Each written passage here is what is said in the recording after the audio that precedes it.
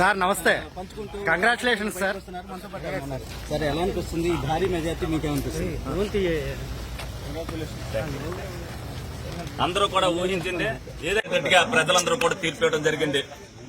ఏ రోజునైతే పాదయాత్ర మొదలుపెట్టిన తర్వాత కూటమికి పవన్ కళ్యాణ్ గారు ఏదైతే మద్దతు ఇచ్చిన తర్వాత అందరూ కూడా భవిష్యత్తులో దీపావళి పండుగ చేసుకుంటారు తప్పనిసరిగా అనుకున్నాం. ఆ రోజు ఈ జూన్ 4వ తారీఖు అయింది. పండగ ఇప్పుడు దీపావళి అక్టోబర్ నవంబర్ లో వచ్చే దీపావళి పండుగ ఆంధ్రప్రదేశ్ మటుకు 4వ తారీఖు వచ్చింది. ప్రజలు ఇటువంటి తీర్పు ఇస్తారని మేము ముందే చెప్పాం. తప్పనిసరిగా ఆళ్లే ప్రగల్భాలకు పోయి మాకు 175 వస్తాయని చెప్పి కొంతమంది సర్వే సంస్థలతో నిన్నటి వరకు కూడా 67-70 వస్తాయని చెప్పించారు.